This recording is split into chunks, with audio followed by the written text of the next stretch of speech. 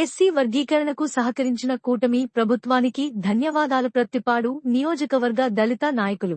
దళితుల అభ్యున్నతి కూటమి ప్రభుత్వంతోనే సాధ్యపడుతుందని, ఎస్సీ వర్గీకరణ బిల్లు మంత్రి మండలి ఆమోదంతో మరోసారి రుజువైందని ప్రత్తిపాడు నియోజకవర్గ ఎస్సీ సెల్ అధ్యక్షుడు బొండాడ నారాయుడు, కాకినాడ జిల్లా ఎస్సీ సెల్ కార్యదర్శి బచ్చల నాగశివ, రాష్ట్ర ఎస్సీ సెల్ ఆర్గనైజింగ్ కార్యదర్శి నూకతాటి ఈశ్వరుడు, ఎస్సీ నాయకులు పలివెల సతీష్, రాజాల చిట్టిబాబు అన్నారు.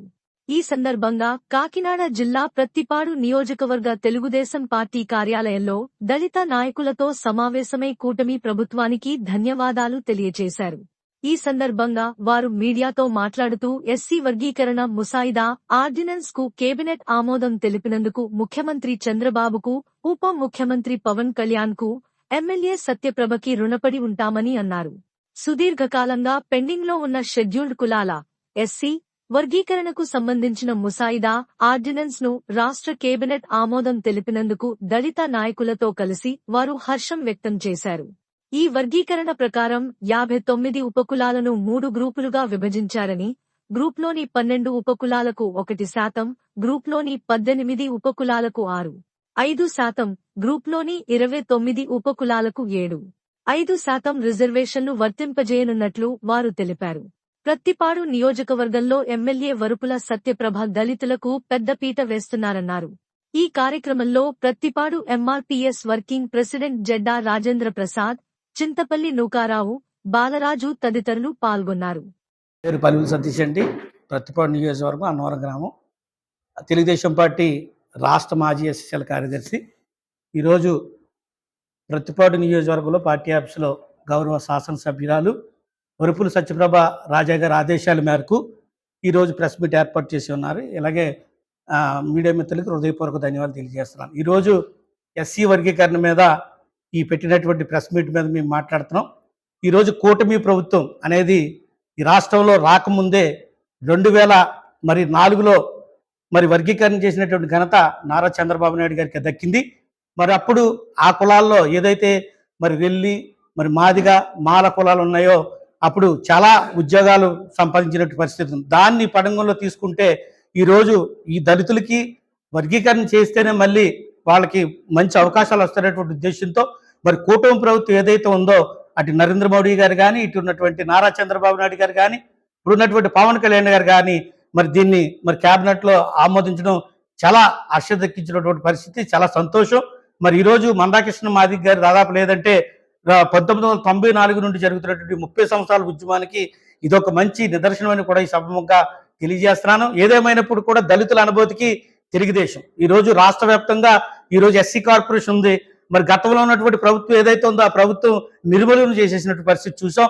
మళ్ళీ కొత్తగా గవర్నమెంట్ వచ్చిన తర్వాత మరి ఇప్పుడు లోన్లు ఇచ్చేటువంటి పరిస్థితి, అంటే ఎస్సీ, బీసీ, మైనారిటీ ప్రభుత్వం ఏదన్నా ఉందంటే ఈ రాష్ట్రంలో అది ఓన్లీ కూటమి ప్రభుత్వాన్ని కూడా పత్రిక ద్వారా తెలియజేస్తూ, అలాగే మరి వరుపుల సత్యప్రభ రాజా గారు కూడా ఈ నియోజకవర్గంలో దళితుల పట్ల ఉన్నటువంటి వాళ్ళకున్న ప్రేమను బట్టి మరి నిజంగా మేము ఎంతో హర్షం వ్యక్తం చేస్తున్నాం. ఎందుకంటే ఇటువంటి ప్రభుత్వం రావడం ఇది దళితులకు తగ్గటువంటి గౌరవం అని కూడా ఈ సభాముఖంగా మేము తెలియజేస్తూ, నిజంగా రానున్న రోజుల్లో మరి తెలుగుదేశం పార్టీని భుజస్కంధాల మీద మోసేటువంటి పద్ధతి ఈ రాష్ట్ర ప్రభుత్వంలో రాష్ట్రంలో ఉన్నటువంటి దళితులందరూ తీసుకుంటారని, 59 కులాలకి ఈ రోజు వర్గీకరణ చేసి చంద్రబాబు నాయుడు గారి నిజాయితీని చాటుకున్నారని కూడా ఈ పత్రికగా తెలియజేస్తూ నాకు ఇచ్చిన అవకాశాన్ని బట్టి సెలవు తీసుకున్నాను.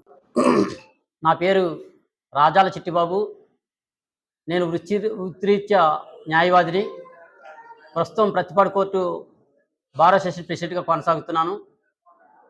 నేను గతంలో తెలుగుదేశం పార్టీ జిల్లా ఎస్సీసీఎల్ ఉపాధ్యక్షుడిగా పనిచేశాను.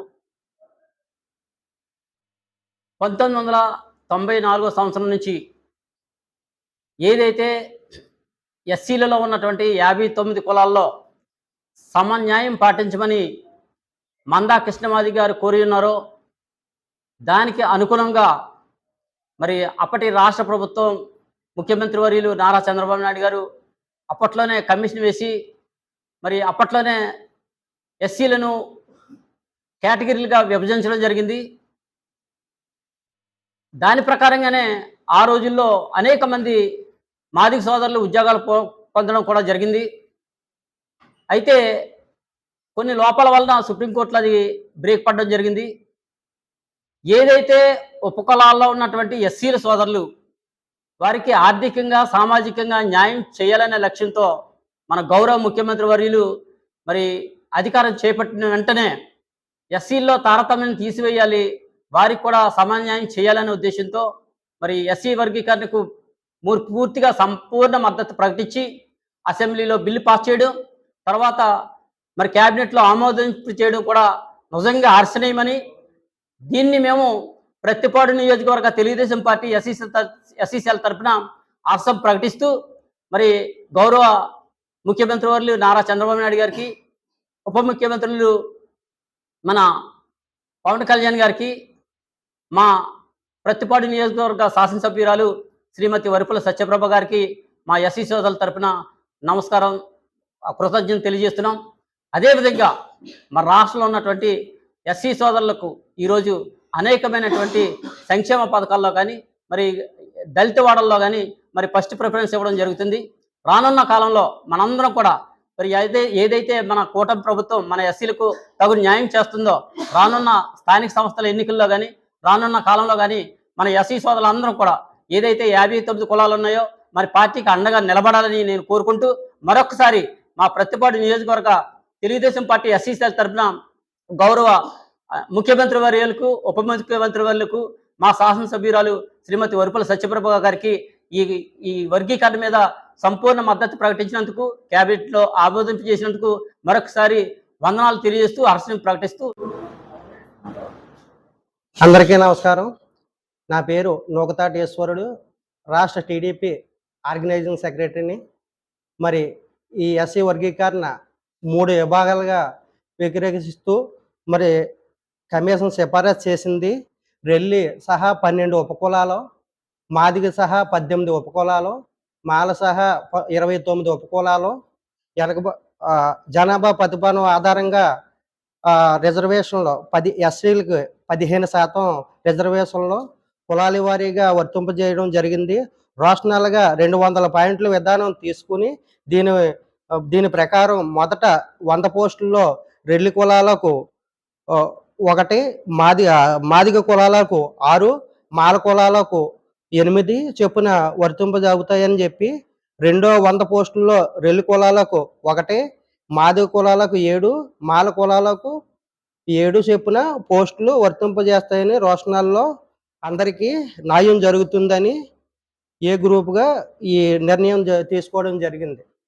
ఏదైతే ఈ 59 ఎస్సీలు కులాలు అయితే ఉన్నాయో ఆ కులాలన్నిటికీ కూడా న్యాయం జరగాలంటే ఈ కూటమి ప్రభుత్వంలో గౌరవనీయులు ముఖ్యమంత్రి వర్యులు నారా చంద్రబాబు నాయుడు గారు, అలాగే పవన్ కళ్యాణ్ గారు, అలాగే వరుపుల సత్యప్రభ రాజా గారు మరి ఆదేశాల ప్రకారంగా ఇది మా అందరికీ కూడా సంతోషకరమైన విషయం.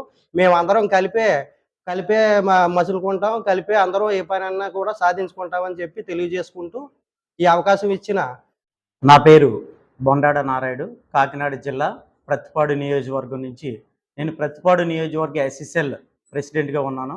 మరి ఈరోజు సుప్రీంకోర్టు ఏదైతే ఆగస్టు 1వ తారీఖున తీర్పిచ్చిందో, ఎందుకంటే దేశం మొత్తం మీద ఏదైతే దళితులు ఉన్నారో ఈ దళితుల్లో కొన్ని సామాజిక వర్గాలు ఆర్థికంగా ముందడుగులు ఉండి కొన్ని సామాజిక వర్గాలు ఆర్థికంగా వెనకబడి ఉన్నాయి. మరి వీళ్ళందరికీ సమన్యాయం చేయాలనే ఉద్దేశంతో ఏదైతే మరి సుప్రీంకోర్టు ఆగస్టు 1ని తీర్పిచ్చిందో దానికి అనుకూలంగా మన కూటమి ప్రభుత్వం ఆంధ్రప్రదేశ్లో చంద్రబాబు నాయుడు గారు మరి ఈ ఎస్సీ వర్గీకరణ ముందుకు తీసుకెళ్ళడం జరిగింది. దానికోసం రాజీవ్ రంజన్ మిశ్రా అనే యాక్ట్ సభ్య కమిషన్ నిర్మించి ఆయన ఇచ్చిన రిపోర్ట్ ప్రకారంగా మరి నిన్నటి రోజున మరి కేంద్ర క్యాబినెట్ ఆమోదించి ఈ రిజర్వేషన్ ముందుకు తీసుకెళ్లి ఈ డిఎస్సి పోస్టుల ద్వారా మాత్రమే ముందుగా ఈ రిజర్వేషన్ అమలు చేస్తారని చెప్పడం నిజంగా చాలా హర్షించదగ్గ విషయం.